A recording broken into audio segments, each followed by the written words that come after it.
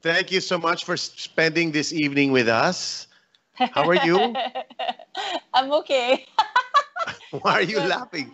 Well, no, it's just funny. I just find it funny that you've been doing this every single day. Isn't it crazy?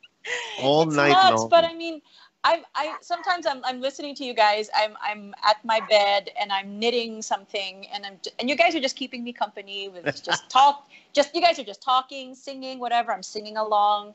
Like if Vicky's doing a solo, I'll just be singing along with her. Yeah, it's just nice. It's just like having just a good friend that's just happens to be right there beside you. It's nice. I mean, you do risk some overexposure, but I mean, it's you. It's you. So I mean, it's fine, and people can kind of come and go as they please. No, You man. know, The whole no purpose one's. is just to Yeah. keep them company and then to make a little noise in their house. Because is it quiet in your house? Because I imagine everyone's house is quiet now. So we're trying to give noise with this Martin in the house concept. How It's quiet is it in your house? Mark. You know me. I'm not really that quiet. It can be. I do like the quiet sometimes, but normally I'll have music playing, or I'll be watching something on TV, or my daughter will like when I pass her room, like there's normally noise coming out of it, like she's chatting with her friends or she's watching different things on YouTube. So it's not the most quiet house, and I guess it might be a function of the work that we do, where we're always so used to having noise or music or something happening. But I do like my moments of solitude when nothing is happening and it's just atmospheric, and Right. it's yeah. But it's not the quietest house. There's Walk always me something through happening. when you're studying for a role, like for instance, Sweeney Todd is the last one I saw you in. Yeah. You were amazing in Sweeney Todd. Now, Thanks. but that's a lot of practice, a lot of memorizing, a lot of you're checking your accent. There's a You have to lot. be with an accent, the acting, the witty, almost punchline type Yeah, lyrics the in your the songs. banter. Yeah, it's a lot. It's a How lot. It's a lot. A show like that is a lot. how do you study for something like that? You give yourself the time. Truly, you need to give yourself the time. I got my script and my score. Uh, when did I get my script and my score? I got my script and my score around like maybe a few months before. Like we started rehearsing in September. I got everything in like June so Mm-hmm. that I could start learning everything and studying everything. Especially the music. I had to focus on the music first. So that when we got to staging everything, I didn't have to worry about the songs anymore. So yeah, so I started, I was plunking things out on the piano. I was listening to so many different versions on so many different cast albums so that I could have like a consistent reference. And Right. I landed on the 2012 West End run with Imelda Staunton, also known as Dolores Umbridge from the Harry Potter movies, who played Sweeney Todd opposite Michael Ball, That was your and peg. she was Mrs. Lovett. Yeah, so that was my peg. So my peg was her. Just because it was a darker interpretation and a darker production, so I went with that. So Bobby and I were like, yeah, we're gonna go with that. Um, and then I had a dialect coach to help me with the Cockney, because it's actually not a difficult accent to do, as long as you know what you're supposed to be hitting and what you're supposed to be dropping as far as Right. the consonants. But Right. it's not that hard to do. And I But guess it was helpful that I lived in the UK for a while, so a lot of that kind of stayed in my head. do you have to? I mean, that's another good point. Do you really to get into a role? Do you have to be that person? Like you said now, to have that accent. You had it around you in the UK when you were there, Yeah. but in other roles that you've had, did you have to dive into that? Were you that person 24/7 when you're talking in the house with the people around you? Do you speak in that language, No, no, no, in no, that no. accent? I have to leave everything in rehearsal. I mean, Sweeney Todd is such a dark show. I mean, there's a lot of humor in it to counter the the bloodiness of the story. Thank goodness for all the humor. It was such a good balance. It was such a genius show. But no, I'm not one of those people that kind of lives in the skin of a Hmm. character for 24 hours a day. I can't do it. It was Wow. one of those things that I had to leave in the rehearsal room and go back to my own life when I would leave when I would leave rehearsal. It's like, okay, back to normal. I had to like try to get rid of it. You can do that. You can turn it off and on, off and on. Yeah, yeah, yeah. After a while, it becomes like second nature. When the lights hit you, you're the character. When you're backstage, then it's back to speaking in Tagalog. It's back to speaking with my normal accent. It's yeah. You kind of, I guess, when you do theater, given all of the technical stuff that could go wrong, you still have to have a foot in reality, Right. just so you don't stop. Your awareness of your surroundings doesn't just go off, because Right. it's yeah. I think in film you can afford to do that, um, because there are other people who will take care of everything for you. But in theater, it's not like one of the stage crew can run and fix something. You kind of have to make do with, if something goes wrong. Right. Do you Yeah. what comes first for you? Do you have a system, Leia, where you have I'll do the script first, the acting and the lines, I'll work on that first, and then the music, or do you do it sabay sabay? What is your system of studying? It depends on the show. Sometimes it's nice to do everything kind of all at the same time. But for something like Sweeney, it had to be the music first, because there were complicated patterns that a lot of us had to figure out. Um, and some of the like time signatures would change. Like you'd have stuff that would change on a dime, um, and just like, oh God, okay, now we're going now from like 3/4. All of a sudden you're going into another time signature. Like even just for one bar, something will change. So we all had to have as much of the music as we could. So we had there were a couple of days of music rehearsal in August. All the principals had one day, and the ensemble had another day. And those who would go back and forth between ensemble and principal would have to attend those rehearsals for both days. So we had a session with Manman Angsiko, who was our vocal director, just to go through every single song, Hmm. because some of that stuff Not is easy. so hard. It's Not just easy. so hard. And those of us that could read music were already having a hard time. And then we had members of our company that didn't read at all, and they had to kind of find their own way around for the score to make sense. And it was tough. It was really, really tough. And it would drive us crazy. Um, it would drive everybody nuts. But I'm sure. yeah, it was tough. But yeah, so a lot of us had to do the music first to get all of the stuff that was written down into our bodies, and then we can start focusing on the story and on the Right. dialogue, because the dialogue itself wasn't difficult. It's really the music that is hard Right. in a Sondheim show. And in the how much of your person do you put into your role, and especially that one, because that's so not you. It's so not me. So I I guess, hope. yeah, right. Can you imagine? Um, I think the cool thing about it is that there's nothing about this woman that's me. So it was so much easier to dive into her, because then it was just imagination. It's maybe, oh, who do I know that's like this? And then kind of incorporating essences and bits and pieces of that other person into the role, and kind of magnifying, the personality traits of other human beings in that. So it was just a lot of fun, because it was like a coat that you could put on and then take off. Best You time. seem so at ease at that with that character, and at the same time, I was telling Angela watching. I said, "Remind me, we're never eating in Leia's house,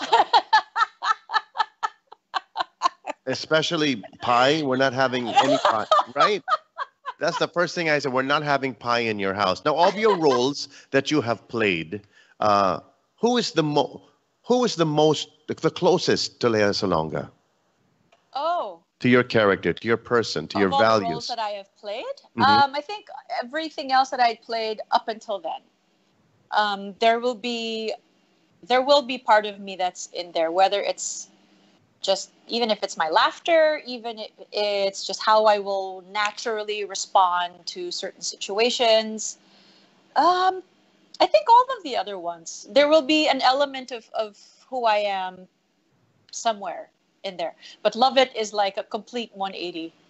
Now, when you are on tour, when you're like when you're Yeah. on stage and you're away from the Philippines and you live your community, your actors are becoming your family. Yeah. Yes. Do you miss that? I mean, you've been, especially now that we're in quarantine. Do you think about that? Do you ever recall what was more? In other words, what is more? What do you miss more, opening night or closing night? Because those are the two most special times, right? Oh yeah. Opening nights are exciting because it's the beginning of something. You're beginning a run, and it's kind of, well, then think about opening nights, an ending and a beginning. It's when the rehearsal process is, that's Yes, the yeah. official ending of it. So basically, you freeze everything once you hit opening night, and then you focus on continuing to organically develop this character and grow. Where it just kind of develops on its own in the course of doing a run. And when you're in a long run, then you're blessed with more time to really shape this character. And by the time closing night arrives, um, sometimes you feel like it's not enough time. And even though you may have advanced and developed this character far more than what opening night's version was, sometimes you feel like, okay, I've had enough. I'm done. I'm good. I'm good with what I've done with her. Or, oh my gosh, this wasn't enough time. I wish I could have had more to Mm, grow this part of her. right. And something Jet Pangan said, like after closing night, he said, I finally met the Sweeney I wanted to be on the night we closed. It's like, Wow. and so it's yeah, it's, and that's our closing in Singapore when we had like a couple of months already of it in our bodies. So it's like, blessed are those that get to have a run of months and months because of just how far you can take something. And you Yeah. read a lot. I can see that you read a lot too, I mean, yes? there's books back there, but there was one that I just finished, and it's one that I would highly recommend. Trevor Noah wrote a book called Born a Crime, and it talks about his childhood and growing up in South Africa during apartheid. Mm-hmm. And it's a really interesting story how somebody like him, with a white father and a That's South right. African black mother, was, because of the laws, he was literally a crime when he Yes. was born. And it's not a difficult read.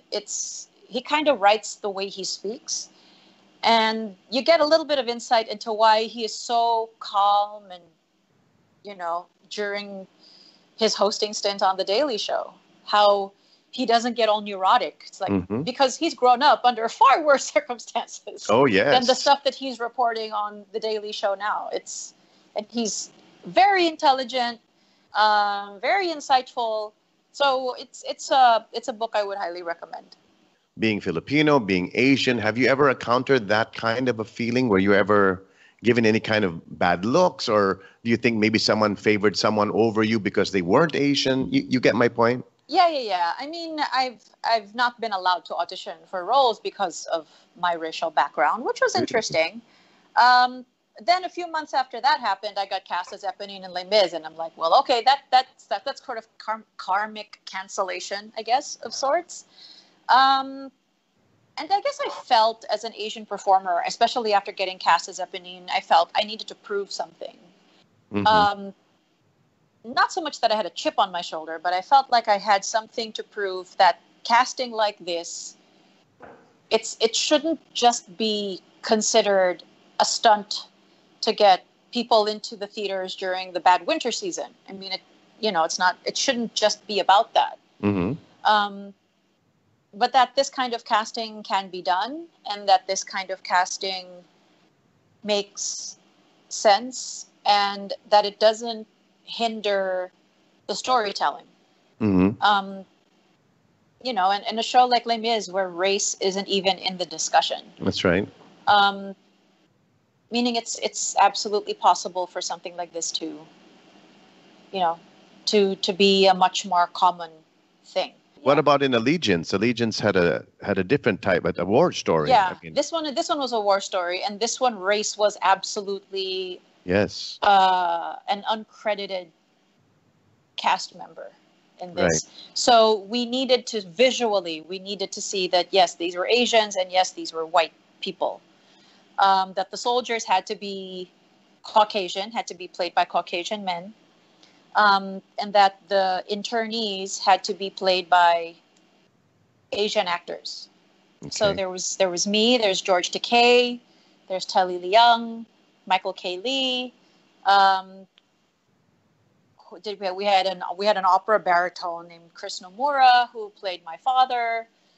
We had a whole bunch of amazing singer, dancer, actors of Asian descent that did this show, and we just felt this was our story to tell, and we get to tell it in the way we want to.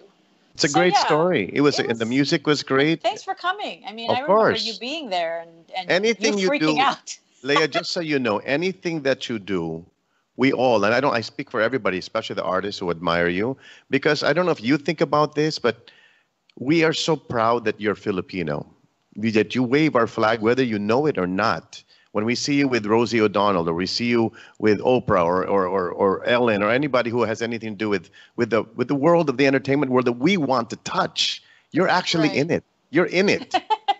Is it a conscious effort on your part?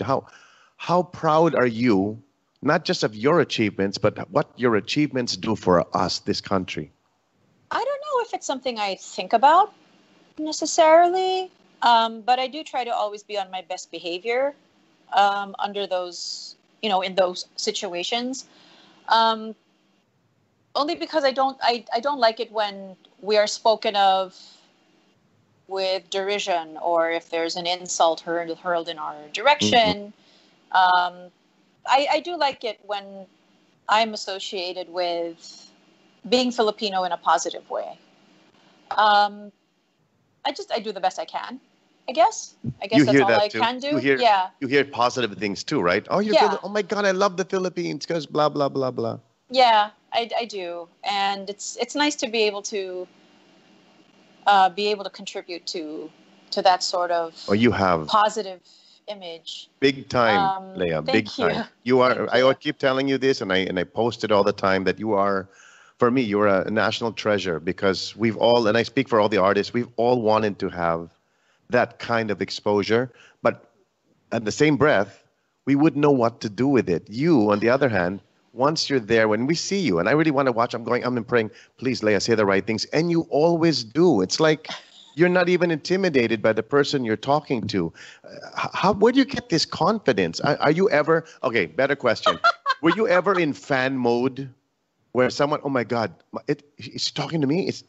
Did you ever have that moment where the person who was interviewing you or was with you on stage or with you in the audience in the Tony Awards or whatever, that you couldn't believe that he or she was there?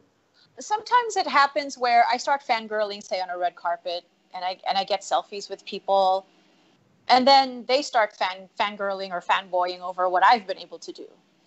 So I guess the confidence is knowing that chances are it's going to be a mutual admiration society sort of thing. And I'm a fan of quite a few people on Broadway, people like Audra McDonald and people like Bernadette Peters. Wow. And it's like, yeah, you can absolutely fanboy and fangirl, and chances are these people have heard of you also and know the quality of the work that you've done. Yeah, so I guess the one way to mentally prepare for something, even if it's just for my own mental state, so that I don't get intimidated by people, it's chances are they're fans of yours also. And it's important that you walk in with that confidence because you are carrying our flag. That's what I'm saying. This is what I'm trying to say. You're This is the nuts, you pressure guys. that you now have. You Now, guys are let me ask crazy. you this. In the Broadway community, just like here, I mean, the entertainment world now is affected, just like any other Yeah. business or world because of what's happening with COVID-19. What do Yep. you think is going to happen? Will the community in Broadway be different? I want to believe, I'd like to believe that Broadway will return to what it was, but it it will not happen this year. Yeah. I don't think so. It's not going to happen this year. Um, I don't know that there will be live performances in the way that you and I are accustomed to doing them this year.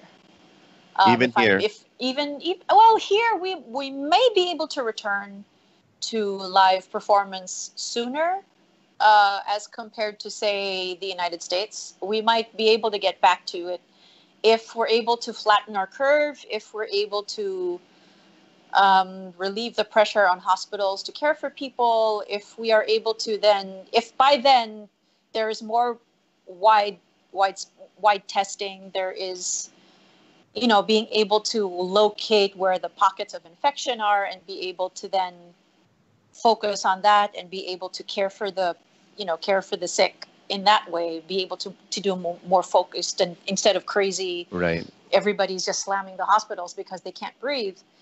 Um, I think once it gets to a manageable point where, the healthcare system can then handle it, Right. then I think we'll be able to return to a somewhat more normal life. But Right. right now, while we still have daily cases in the hundreds, I mean, it seems to be coming down. It's now in the 100s rather than the 200s.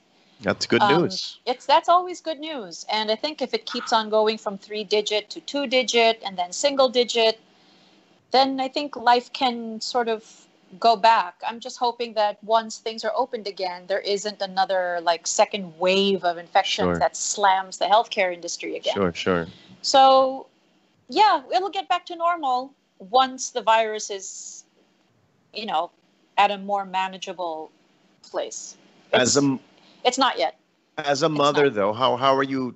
What are you telling your daughter? I mean, of course, your daughter's different from all the other girls I've seen at 13 years old. She's the way you were when I first met you. She's bright, she's quick, she's smart. If she likes you, she'll converse with you.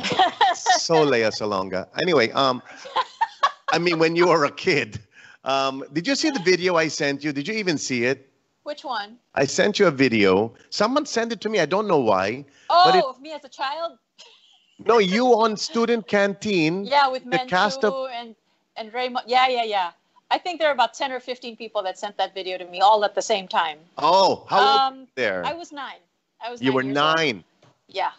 Now, I was 9. what do you tell your daughter? What does she know about this quarantine, this lockdown, this staying home? You cannot go out, wash your hands. She knows. She knows about it. She's aware of it. We do talk about it at the dinner table. We talk about what it is. So she's not sheltered from what this is. And I think it's always a good idea to let your kids know what's happening. And since she's pretty much a homebody in the way that I am, she's like, oh, I'm perfectly fine with staying home, and I've got my video games. I mean, her parents are around her. Mhm. She's got her friends a phone call away. She's been able to manage this. And yeah, far better than a lot of other people. Yes. She's taking it in stride. She understands, like, yep, the order is to stay home, so I stay home. And so it's not even a thing for her. What's the first thing that you will do once we get the thumbs up that we can go out? What's the first thing you will do? Stay home some more.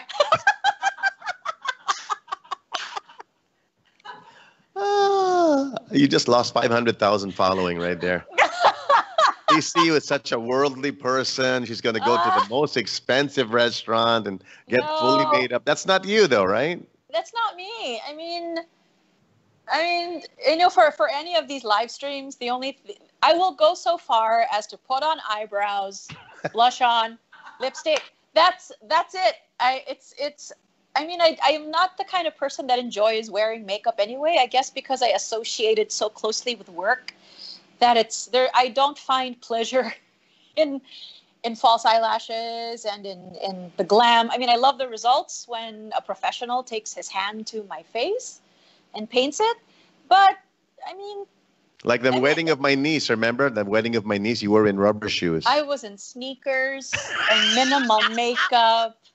In Because Alex' wedding. here's the thing. I knew I was going to be on my feet, and I was. So all of these women in the high heels were looking at my feet going, you're so lucky. It's like, Why did right? I think of that, right? Like, why You didn't can't why see your didn't I feet just... anyway in a gown. You can't see the shoes. Yeah.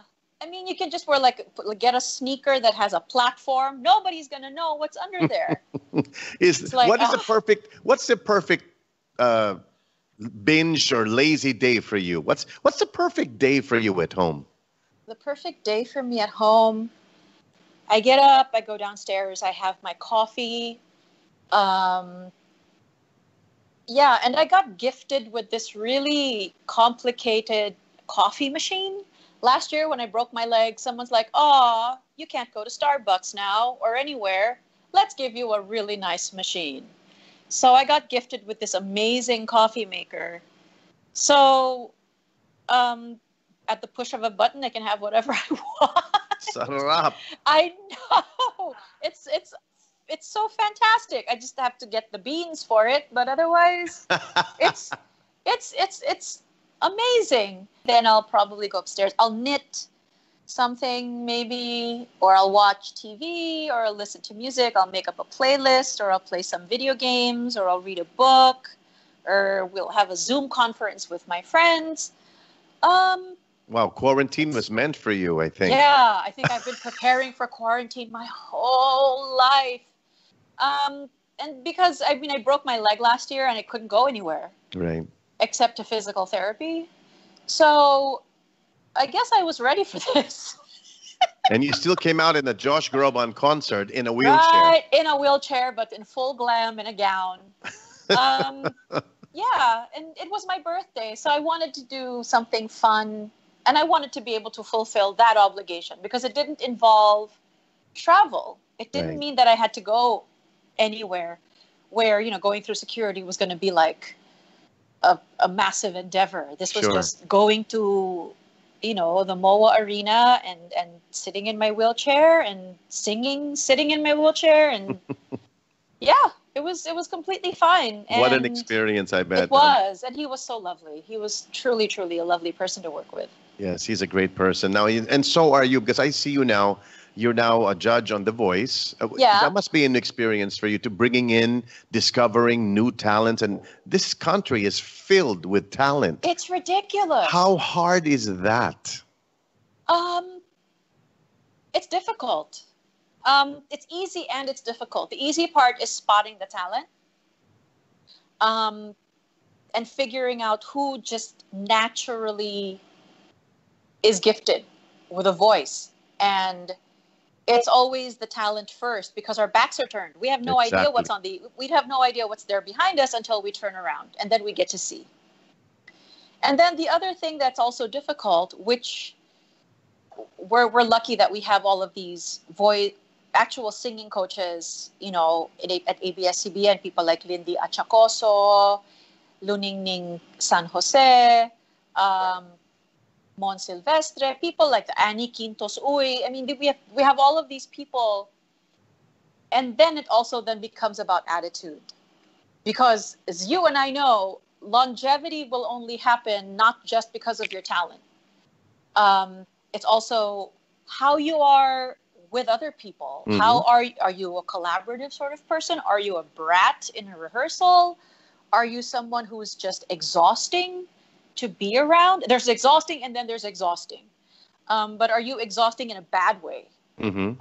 Is it like, do you cause headaches for everyone around you? And so, I mean, I can't speak for the other coaches, but I get that sort of intel. And I ask for that kind of intel. How is this person in rehearsal? Is this person difficult? Is this person easy to teach, easy to work with? Does this person have a shot Right. at longevity in this business, and I get all of that. I get all of that, all of that intelligence. Now with And yeah, there's a voice in every country, right? There's the America has a almost every voice. country. Yeah, there's What America and then there's ours, and we have like right now two active versions. We have the kids version and the teens version. but not everyone has that, right? Not everybody has kids, and only a couple of countries have teens. I think it's So just us and Colombia might be the other one. I in think it's your just two opinion, countries. in your opinion, of In my all opinion. the voices out there, and the competition voice, what does the Philippines have that the others don't have? Oh, okay. That's a tough one. That is a tough one. But the one thing that we definitely have, it's just how it's just the talent. I mean, everybody's talented everywhere, kind of ridiculously so. I tend to watch the version in the U.S., in the U.K., and I've seen some blind auditions that came from the Netherlands and Germany. It's ridiculous. Like the talent it's staggering. But I think ours we've just been able to sustain Mm-hmm. the shows because it's almost like the talent pool continues to replicate. It's almost as if there's an endless supply. That's right. Maybe that's it. If there's anything that's different about us, it's just like it's just that the supply seems almost never ending, and at different ages. We haven't done the adult version in a while, which means that Jason D is pretty much the longest reigning. I bet he hates that. No, I don't think he wants to give the crown to anybody else, which is perfectly fine. But yeah, especially with the children, I think we have this almost endless supply Right. of talent. It's ridiculous. It's I'm just sure. ridiculous. Yeah. And tell me, how impressed, how amazed are you with the musical genius that Gerard is? I have 3 words: return of investment.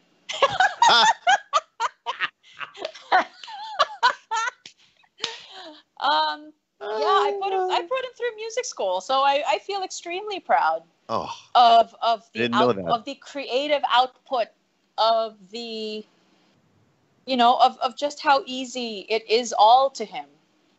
And yeah, I'm so glad that that's what he ended up choosing for himself, that's what he's doing now, that And is he's his so career. humble. He's humble about it. He works his ass off. Oh, yes. He is so hardworking.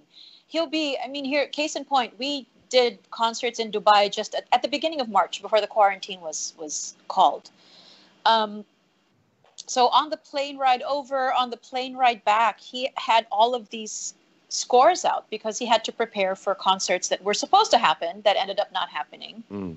That's why he's still stuck there in Kuala Lumpur. He's Kuala been Lumpur. unable to come home. So he's been cooking and cleaning for himself, which makes us all laugh. Not the cooking part, the cleaning part. The cleaning I part wanna is see what's funny. Yeah, DJ was like, he's cleaning his apartment. So it's like I can actually hear the screaming. So yeah. So I mean, just how hard he worked is like he'll be working on my concerts and studying a Beethoven score at the same time with the red pencil and marking how he's going to conduct it and listening to interpretations of it on his phone or on his iPad or on his iPod or whatever, in order to know, so that when he shows up at the first day of rehearsal, he is prepared. So he has that reputation for always coming into anything that he does, knowing more than anybody else what's supposed to go down and how everything is supposed to happen. Well, you did the right thing even before you became a coach on The Voice Philippines. You're already noticing talent. You found it in your brother. It was a leap of faith for you, and not too many people know how much you support your family. I mean, support this way, not support this way. How you support the family, and how much faith you have in the talent that Gerard truly is. And in a way, I think Like you said, investment, return of Yeah, and investment. I say that with a laugh. I always Of say return course, of investment with a laugh. But but it must when be. you see that it's worth it, you have to dive in. You Yeah, know, you have to dive in head first. because And have complete faith in what this young man could do. it could have gone another way. I mean, being Yeah, a young man, right? yeah. So that It, was a it could good go move on either your way. part. Now, talking about leap of faith, as far as what you've been doing in your career, it's a hit and miss thing also. Being Yeah. the young person that you were when you entered the business, working with some of the most popular and the biggest names in the business of Broadway and theater, you were there, and with you, you brought us with you through this journey. And I'm just one person, one of the artists here in this country, but more than anything, a fan. Everything that you've ever done, Leia, has brought tears to my eyes, tears of pride, and that I say, you know what? That girl is Filipino. And you know what? I can call her friend. And you know what?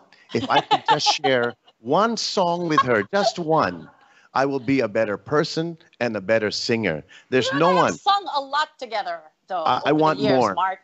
I want more. It's an honor to sing with you, and I think I speak for every artist in this country. You bring so much pride. I mean, I've never been prouder to be a Filipino and a Filipino artist. Is because I know Lea Salonga. Wow. That's the truth, and I love Naman. you. You know that. I love you too, Mart. I love and I respect gotta cook you souffles now because I've actually gotten and perfected them during quarantine. souffles. Yes, chocolate souffles. I mean, Rob requested them for his birthday, and I got it wrong. And then We I did it love again the next souffle. day, and I got it right. So I know how to make chocolate souffle. As Look, in, chocolate souffle is probably better than a duet. I, that would be better than singing with you. Would try your chocolate souffle. That I'll, would be I'll the make best. them for you when we're out of this quarantine. You can just make your burgers or your steaks or whatever, and then I'll cook dessert. Long as you don't make, It'll be a team effort in the kitchen. We'll do this. long as you don't make me any pie, we're No okay. pie, no pie, I promise. Leah, thank you so much for your time. Thank you so much for what you do. And still, from the bottom of my heart, I feel you are the most amazing person I've ever known in this industry. And Oh, you really thank bring us so you. much pride. Will you Thank sing with me, you. please? Absolutely, anytime. Leah Salonga in the house.